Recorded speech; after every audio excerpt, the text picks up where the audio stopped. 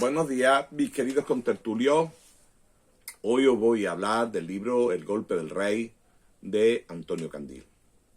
Antonio Candil era militar del ejército español, creo que era coronel, perdonadme un segundo, coronel del cuerpo del ejército de tierra, y es también escritor, y en un momento determinado escribe este libro donde nos hace un análisis pormenorizado de lo que fue el 23F.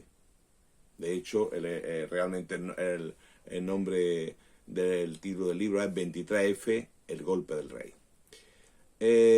Realmente tiene otra perspectiva totalmente diferente de lo que desde el año 81 se nos viene diciendo. Siempre se nos viene diciendo que unos iluminados, llámese Milán del Bosch, llámese Antonio Tejero, llámese Alfonso Armada, en un momento determinado se levantaron un día y pensaron que lo mejor para España era lo que ellos propugnaban y dieron un golpe de Estado.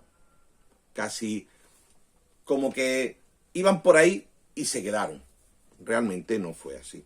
Yo, desde el año 81, cuando yo era joven, yo entonces tenía 22 años, y yo ya era de los que pensaba que realmente detrás del golpe de Estado había algo más, mucho más, mucho más. Tengamos en cuenta que era una época en la que España empezaba con una democracia donde por un lado se nos echaba cuenta en el extranjero y por otra se nos olvidaba, y realmente aquello nos puso en el candelero.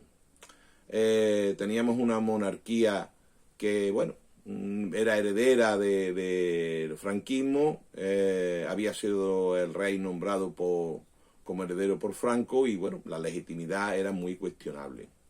Tengamos en cuenta también que en ese momento había un presidente del gobierno que presenta su dimisión por no conseguir el quórum suficiente o la unión suficiente en un partido creado por él, como fue Unión del Centro Democrático, UCD, para poder gobernar el país, y aquello se estaba convirtiendo en el Rosario de la Aurora. Pero lo que sí es cierto una cosa, que había detrás alguien, y yo creo que ese alguien no podía ser otro o de otra forma que el rey. Está claro que el más beneficiado de aquel golpe de Estado fue el rey, y los grandes perdedores son aquellos ilusos que creyeron que haciendo lo que hacían conseguían, bueno, pues servir mejor a nuestro país, cosa que no ocurrió. ¿Qué ocurre? Que todo se hizo en nombre del rey. Hubo gente que movió muy bien los hilos para que el rey estaba detrás de todo eso, está claro que después agentes del CSI de alto standing nos lo aclararon en no se había visto una serie que se llama Salvar al Rey, y donde los grandes personas que gobernaban en ese momento o que dirigían el CSI, cuando se les preguntó, ¿ustedes creen que el rey estaba detrás del golpe de Estado? Claramente dicen, sí, pues claro, si eso lo sabe hasta el más tonto de este país, el que no tiene que mirar por otro lado si se cree que hay cosas diferentes. Entonces, él hace un pormenorizado análisis de esta situación, nos sitúa en un entorno diferente de los libros patrioteros que se hicieron al principio, haciendo que el rey fuera el gran héroe de toda esta situación. Lo cierto es que no hubo, aquello se fue de las manos, se esperaba quizás menos movimiento y hubo más movimiento, y aquello, pues dicho en palabras vulgar, nos acojonó a unos cuantos, que veíamos que aquello no tenía ni pies ni cabeza, como el rey aparece a las tantas de la noche. No, es que se habían desplazado a Prado del Rey y habían tomado las instalaciones. Bueno, vamos, es que esto no era los años 40 ni los años 30, que no. Sencillamente, incluso cuando él anuncia, él le ha dado órdenes a las capitanías generales, bueno, de una forma ahí que la mayoría de los ciudadanos casi no entendimos cuando nos acostamos aquella noche pensando que aquello iba a continuar.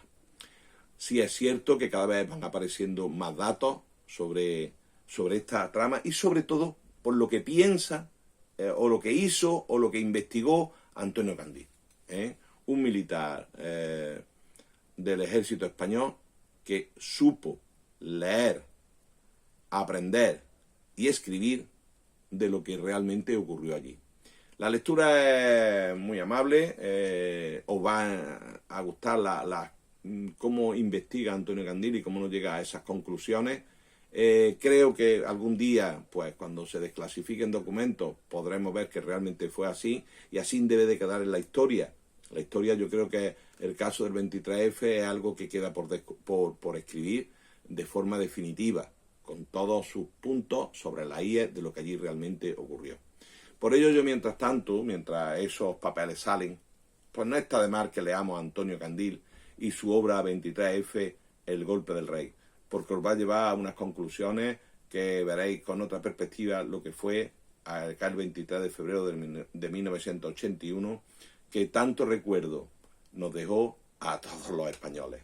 Muchas gracias.